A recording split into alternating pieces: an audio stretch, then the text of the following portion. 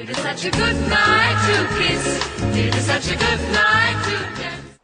Like I said, I got all of this from my experiences from ROTC, from my experiences playing ArmA, and from reading the TTP2. This is a Question. combined... What's up? What's ROTC? It's an American program for officer training. Oh, okay. It's And- military But it's like a indoctrination. school thing. Yeah, it's military indoctrination. Okay, so any other questions before we actually get started with the lecture? Okay, let's begin. We're going to be talking about a couple of things during this lecture. We're going to be talking about situational awareness, movement, communication, and contact, and some other basic knowledge. But it's primarily going to be situational awareness and movement, because I think that's what we struggle with the most.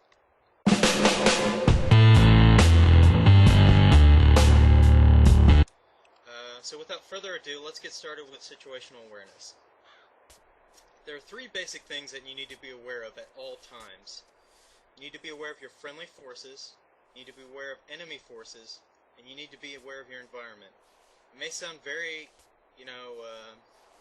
I guess, straightforward, easily understood, but it's not that easily understood, and it actually takes quite a lot of practice.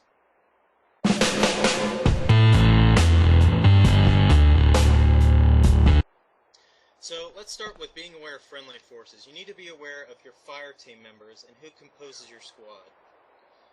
This is really simple if you have a pen and paper. I know we've gone over this a lot, but you really need to write down who's in your fire team and who's in your squad, at least.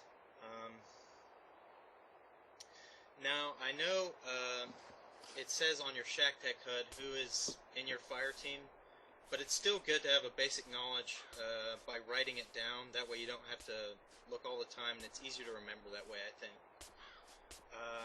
The reasons for this are simple. You need to know who you're talking to, you need to know who you're accountable for, or who is accountable for you, and you need to know which leadership position you'll step up to. Additionally, you need to know where your friendly forces are. This is so that you can avoid... Hold on a second. This is so you can avoid bunching up with friendly forces, and so that you can avoid shooting your friends. There have been a lot of situations where we've had friendly fire due to not knowing where friendly force... What is that? Whatever.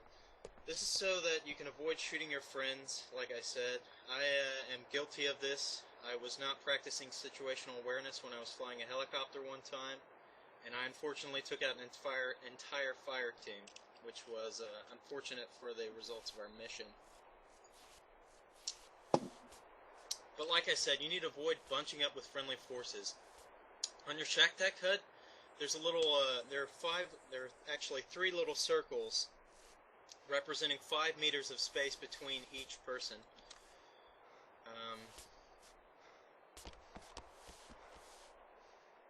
Yeah, the best thing you can do is keep about 5 to 10 meters between each person.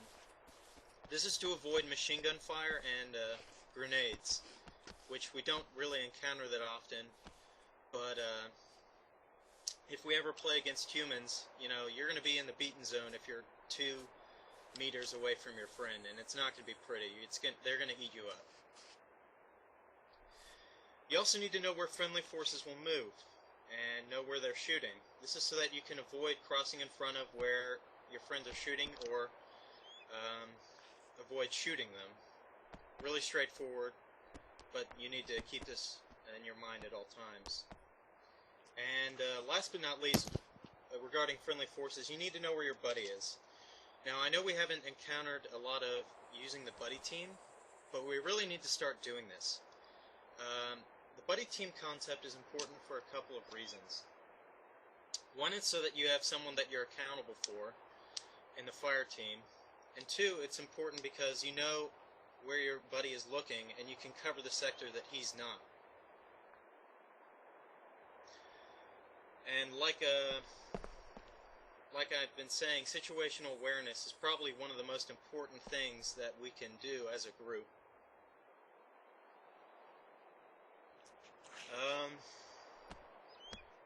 Yeah. Okay, so that covers being aware of friendly forces.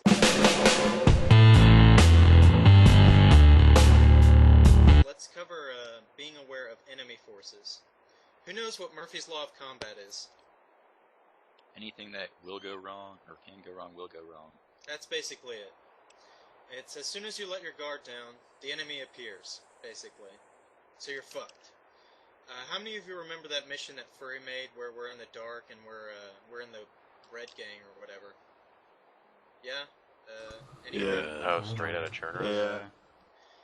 Yeah, well, there was one time where we actually got snuck up on by the enemy because we didn't have security. How many of you know, which one of you can define security? Just one of you. Any of you? Okay, I'll define it for you. Security is watching all the sectors possible. Security is basically being secure in your area. Any ground that you have, it can be contested at any time. It doesn't mean that just because you went through an area, it doesn't mean that it's secure. The enemy could easily sneak up on you and kill you. Security is when you're watching 360 degrees all the time. Now, in ArmA 2, I think this is going to sound kind of gamey, but I think the field of view is about 84 degrees. What's 84 times 4? Anyone? It doesn't add up to 360, so you need to kind of look around at all times and be aware of your surroundings. And you do not even let situational awareness down in combat. This is the part that gets you killed, letting it down in combat. You think you're comfortable because you're shooting at the enemy and they're shooting back, but an enemy could easily flank you at this time. So it's important to look around using your Alt key every once in a while, maybe every 30 seconds or so, to make sure you're not getting flanked or anything like that. You need to think, where is the enemy most likely to be, and you need to follow through with that. I think that covers being aware of enemy forces.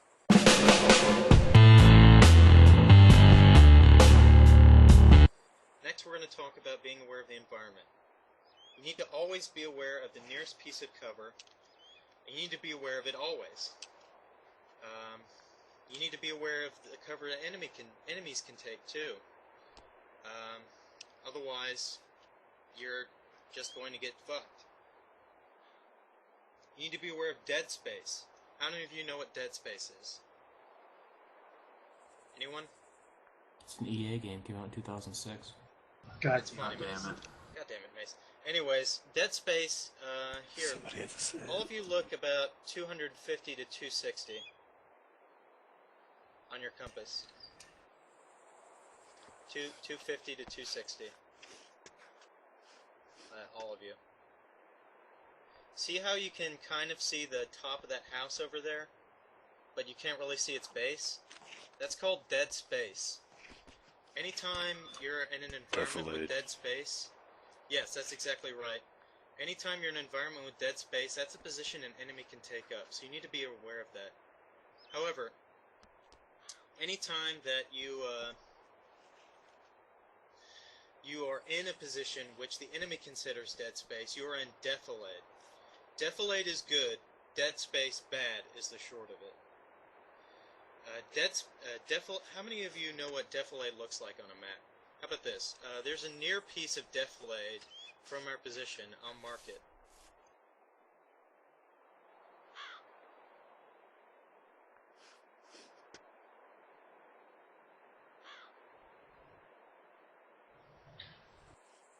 Where it's marked here, that's defilade. That would be a position that you would want to take up whenever you're moving to secure Vybor or something like that. Yeah. If you zoom in, you can see how it's kind of a depression. That's a good place to secure your position no matter what. If you were an artillery officer, that would also be the first place you would sight in your artillery, because that's an advantageous place for enemies to secure. It's also bad for machine guns, because enemy can obviously take cover there. Okay, so that's enough about dead space. You need to look for, as far as the environment is concerned, you need to look for traces of the enemy in forests and buildings, etc. And you need to look for opportunities for movement, enfilade, defilade, cover, and concealment on the map as well as where you're going. How many of you know what enfilade is? Enfilade is basically where you're shooting along the long axis of an enemy. So if you guys were all in a line, and I went over here, stay in the line, I would be shooting enfilade. That's basically good for machine guns because then I can just kill you all in a couple of shots. You want to avoid doing this when you're moving too. And since we're about to transfer into movement, I'll give you the quote for this section. The quote for this section is, "Know your enemy, know yourself, and you shall not perish in 100 battles." Sun Tzu. Sun Tzu said that, that's right. So if you stay situational aware, you will not lose, you will not die, that sort of thing.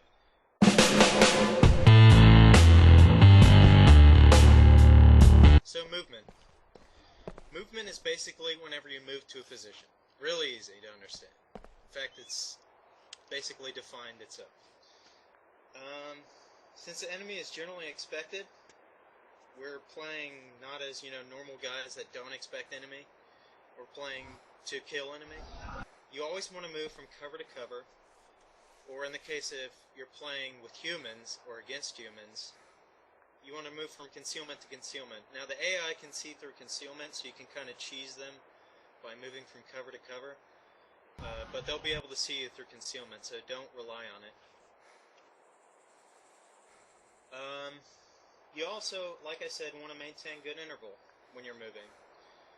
If you're too close, the Shack Tac HUD will be orange, like I'm sure many of you are looking right now.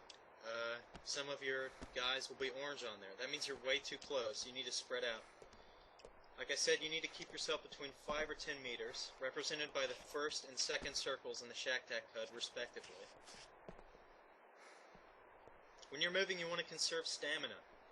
You don't need to sprint unless it's necessary. You want to rest periodically, and you want to take a knee whenever possible. This doubles by making you a smaller target, also. So many of you right now are standing or whatever. Yeah, I would take a knee whenever you're not moving. You don't have to do it right now. We're not really going to take enemy fire ever, but yeah. Also, a couple other things to consider for stamina is load distribution and moving at a pace that is appropriate to the environment or the expected threat. If you are in an area where you are expecting a threat to come from any side, you don't want to move that fast because you could take fire at any time, and you need to conserve your stamina to be able to move to a piece of cover that's nearby. Now, we have no cover in this field. Where would the nearest piece of cover be? That shack. Yeah, that shack over there. That's basically it. That forest, that shack, those are the places you're going to want to go if we took contact right now. Another thing to consider for movement, especially when you're playing against human players, is something I learned in military science. It's a simple phrase. It goes like this: I'm up, they see me, I'm down. That's how fast you should move. You get up, you sprint, and you get down. That way you don't get shot. You make yourself a smaller target, and by adding in a roll or something, you could even throw off a human being as to where you actually are. Now, we don't really do TVTs. I'm covering a lot of this in case we do. But this will also help you against AI, I think. You need to also know the fundamental movements of traveling Overwatch and bounding Overwatch. How many of you know what traveling Overwatch is? Yay, nay? Nay. Okay, traveling Overwatch is basically where one element stays behind a forward element when moving in order to watch over them while they're moving. This is basically like having a point man in front of a group. This is an important aspect whenever you're leading and whenever you're following also, because you need to be aware of enemy players or enemy AI and also friendly AI or friendly players, rather. Alright, so that's movement outside of combat.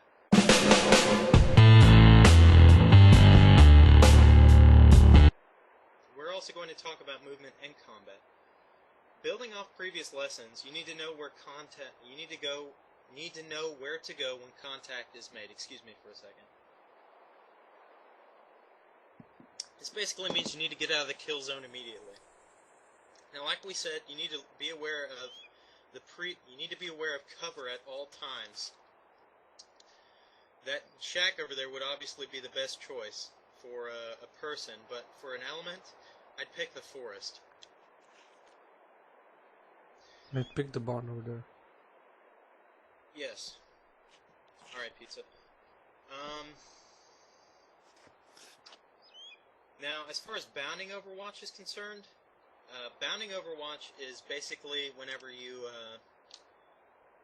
move, and then your friends move, and then you move, and you watch over them at a time. It's like stepping and being secure in your footing, and taking one step at a time. It's basically like that, if you can remember it like that. Now, like I said, you need to move from cover to cover and concealment to concealment, and you need to know how to do bounding Overwatch. Now, how many of you know what elements can bound by Overwatch? No one? Okay, yeah, I guess I should stop asking questions. Basically, squads, fire teams, or buddy teams are the three basic elements which can do bounding Overwatch. Platoons, not so much, since you have large elements in platoons, and it really gets confusing if you have two platoons watching over them while they're moving. You also want to, as far as combat is concerned, avoid moving in front of friendly fire or where the enemy is firing, especially the beaten zone, which is where machine gunners, it's basically the cone of fire that machine guns and automatic rifles fire in, which is why it's important to keep 5 to 10 meters of space between each other. Alright.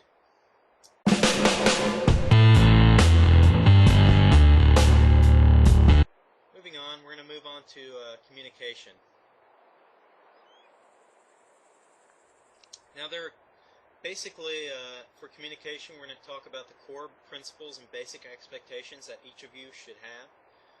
We're going to talk about direct communication, the when and how.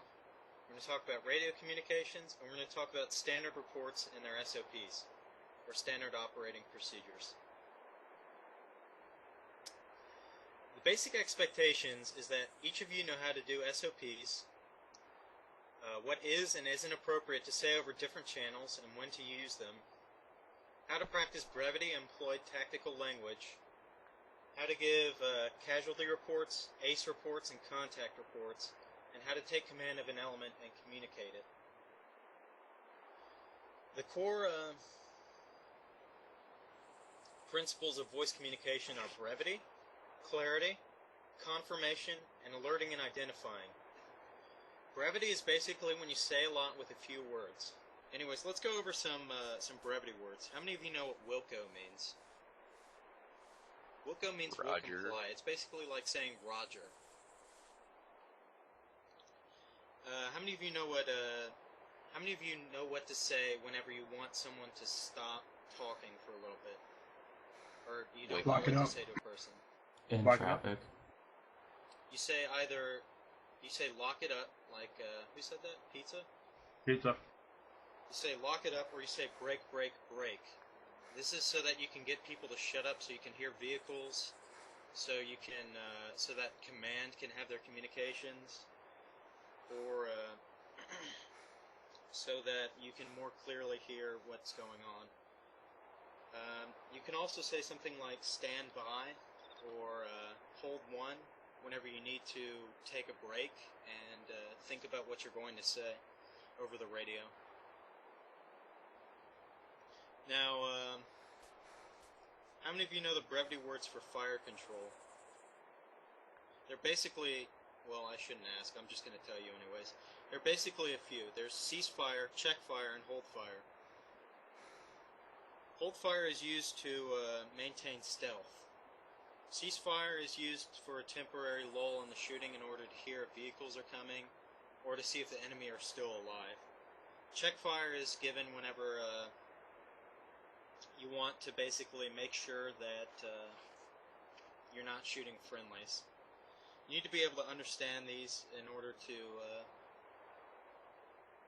basically know when to fire and when not to.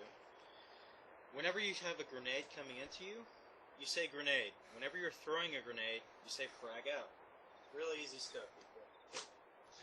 Alright. So, brevity, clarity, confirmation, alerting, and identifying. Like I said, we just went over brevity.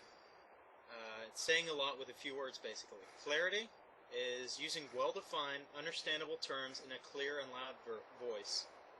Confirmation is getting confirmation of orders and giving readbacks. So in other words, if someone said, Bravo, to Bravo 1, we need you to move, 100 meters forward. Do you understand? And Bravo 1 would say back, we need to move 100 meters.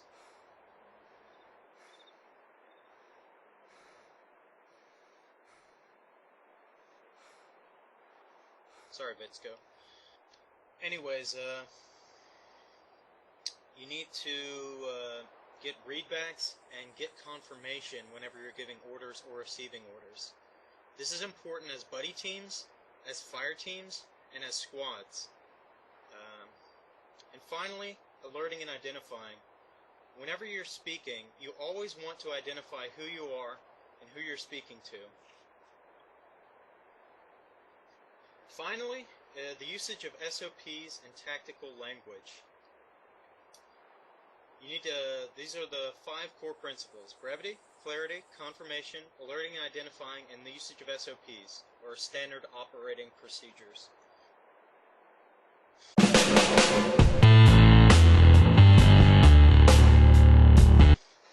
Now let's talk about direct communication, the when and how. Communicating it's useful for communicating to people who aren't in your squad or can't hear you over the radio, firstly. Secondly, it's useful for calling to a medic or calling out when wounded. It's useful for coordinating movement, i.e. I'm moving forward, or increase your interval. Or it's useful for CQB. It's useful for calling out reloads or jams. And it's also useful for grenades, like calling frag out or grenade. Those are the main uses, other than contact reports, that you should be using direct chat for. Direct chat is not useful for communicating between different elements unless you're real close, which is the only limit of it. It's also useful for keeping down radio chatter, which is very important. Buddy teams should generally communicate with each other between themselves through direct chat, and fire teams should talk between themselves using the radio. However, you shouldn't clutter the radio like I'm about to tell you. So, as far as radio communication is concerned, I notice we haven't been doing this, and this is one reason I'm saying it. Whenever you're communicating via the radio, you always want to alert and identify who you're talking to. This means, if I were to talk to command, I would say, Command, this is Bravo 1. We need so-and-so. You want to also use the brevity words, like I said, to keep down radio chatter. Radio comms are usually used between platoons, squads, fire teams, and inter-fire team communications in order of most to least necessary.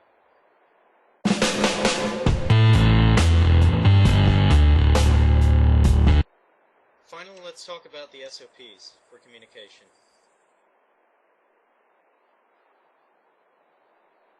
SOPs are standard operating procedures. Basically, it's what you usually do, or what you always do, rather. Let's talk about contact reports first and foremost. Contact reports are done over the radio or through direct. Contact reports have 4 parts: the alert, the orientation, the description, and the expoundation, or expounding. The word contact or enemy will suffice for the alert portion. Basically, whenever you see contact, you just want to say, contact. After that, you want to orient. You want to give a relative bearing, a general compass bearing, a specific compass bearing, or a clock bearing. The relative bearing is like right, left, front, back. The general compass bearing is like saying, oh, they're to our north or they're to our northwest. The specific compass bearing is like saying, oh, they're at bearing 260. And the clock bearing is generally used when in vehicles, or when traveling where your orientation is known. For instance, we're all facing in the same direction right now. Facing this way, 12 o'clock is to our front, 6 o'clock is to our rear, 3 o'clock is to our right, and 9 o'clock is to our left. It's useful for vehicles, and it's useful for whenever, like I said, you're traveling in a direction that is known. So, the description part of the contact report. You want to describe what the enemy is. I saw infantry, or armor, or a heli, or an ICBM, or a little old lady crossing the street. Anything like that will do. And finally, you want to expound. This is only necessary if you need to give details that will help people walk onto the target. For instance, enemy squad, they don't see us by the trees over there. Or they're 400 meters out and they're looking our way. It's important that you expound if it's necessary, but it's always important to give the range. You always want to give an estimated range, no matter what. It can be close, far, medium. It can be specific, like they're 400 meters from us. But you always need to give a relative or specific range. I will go over these briefly, but I'm going to allow Whimsy to teach you in his training session. Basically, there are 3 other types of SOPs that we use. There's the sit rep, the ace rep, and the cast rep. The sit rep is given by leadership elements to higher leadership elements. Basically, it's saying, oh, we're on Bravo 2, we're okay, or something like that. The ace rep is given from subordinates to leaders. That means if you're a rifleman and you need to give an ace rep, it goes like this. It's ammo, casualty, and equipment. You always give it in this order, and you give it from bottom to top. You give it using direct chat or over the radio, and you report it as an individual to your leader. This is compiled from fire teams to make a platoon sit rep.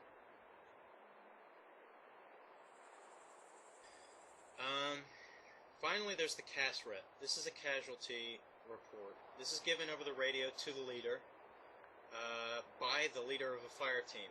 If it's not requested by the leader, you never give it. It's instead volunteered, especially in lulls in the combat. Junior leaders report these as wounded or killed, never downed. If you're unsure of their status, don't give a casualty report. It's that simple.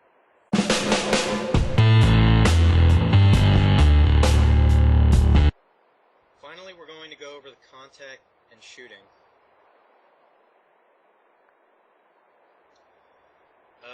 We're going to talk about a couple of things. We're going to talk about the rules of engagement, the anatomy of a firefight, what hard contact is, and that's basically it for contact. So what the rules are in engagement are. You need to know the difference between weapons hold, weapons tight, and weapons free. Weapons hold is when you're told not to shoot at all. Weapons tight, on the other hand, is whenever you're told to be sure of your targets before you shoot. This could be because there are either friendlies or civilians in the areas. Now, we don't usually use civilians in this group, so it's primarily going to be used for, like, whenever there are friendly forces in the area. Excuse me for a second. So, you need to be aware of that. Finally, there's weapons free. Alright, see you, pizza. Finally, there's weapons free, which is whenever you're free to shoot whatever the hell you want cubic. to. What's that? Nothing.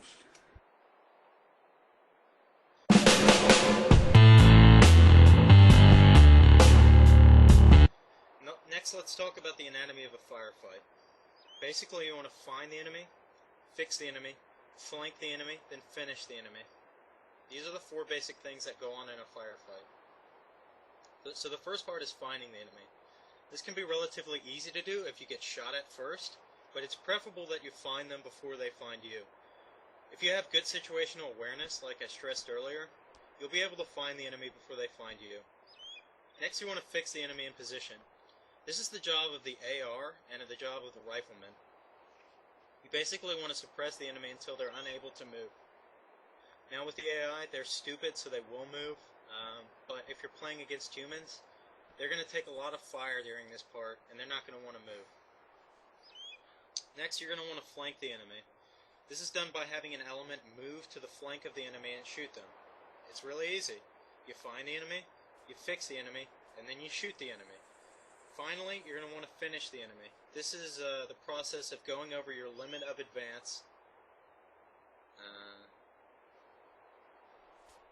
Yeah, suppression on AI should work, but this is mainly used for human players, since AI can't be easily flanked. Finally, you want to finish the enemy. That means going through your limit of advance. In other words, the final place that you go to past the enemy, and searching that entire area and police line, trying to find either dead or wounded enemies.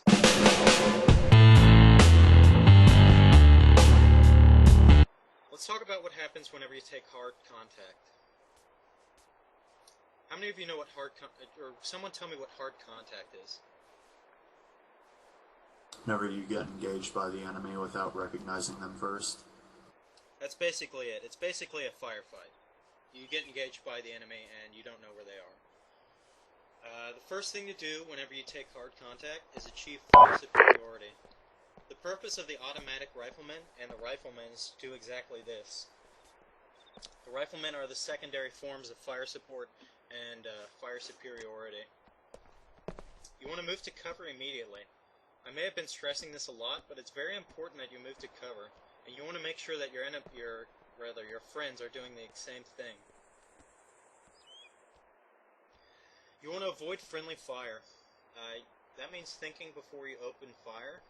You don't know if they're friends or not, then you need to be sure. You need to call check fire or something over the radio.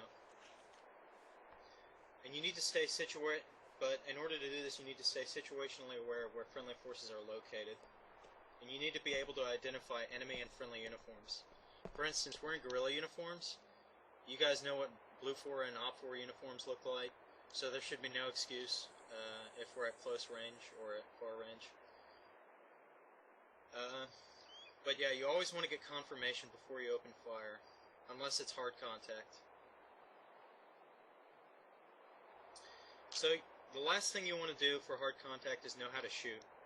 This is the most basic thing you can do, and it's your basic purpose other than situational awareness as a rifleman. Your job as a rifleman is to carry a few medical supplies like bandages and stuff. It's not your job, but it's what you do. Your job is situational awareness and knowing how to shoot the enemy. Those are your 2 jobs, basically, whenever you're in our group.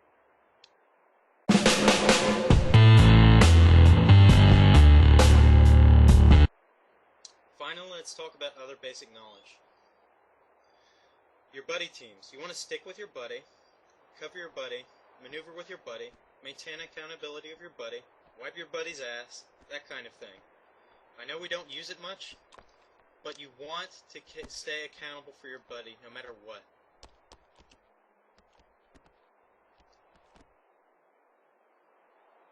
Yeah, what Whimsy says. It's an extreme case. The medic is more important for medical treatment than the rifleman.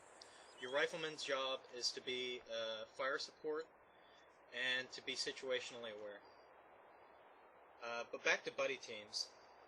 How many of you have already assigned yourselves to be with a buddy? This is something you should do immediately. Whenever you're in a mission, your fire team leader should immediately assign buddies.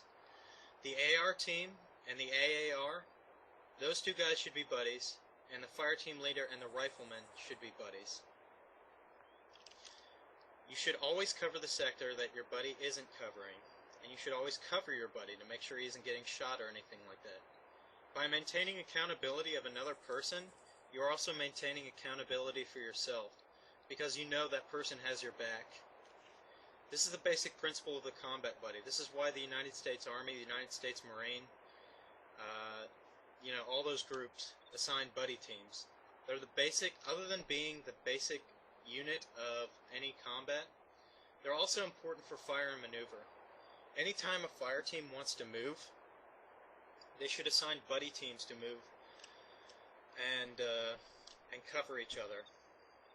Now, a buddy team would generally consist of, like I said, the fire team leader and the rifleman. So who do you think would move first, the AR team or the fire team leader team? FTL team. Exactly.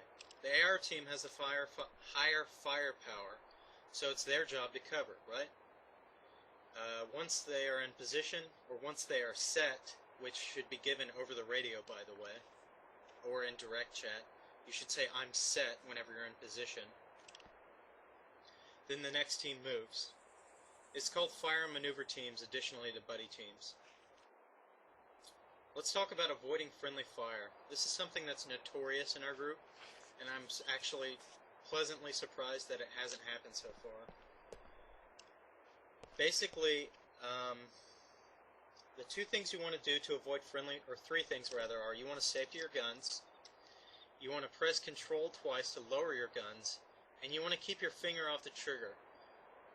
I know a lot of you understand weapons, so you understand the importance of keeping your finger off the trigger. It'll basically be the difference between life and death for whoever is in front of your muzzle.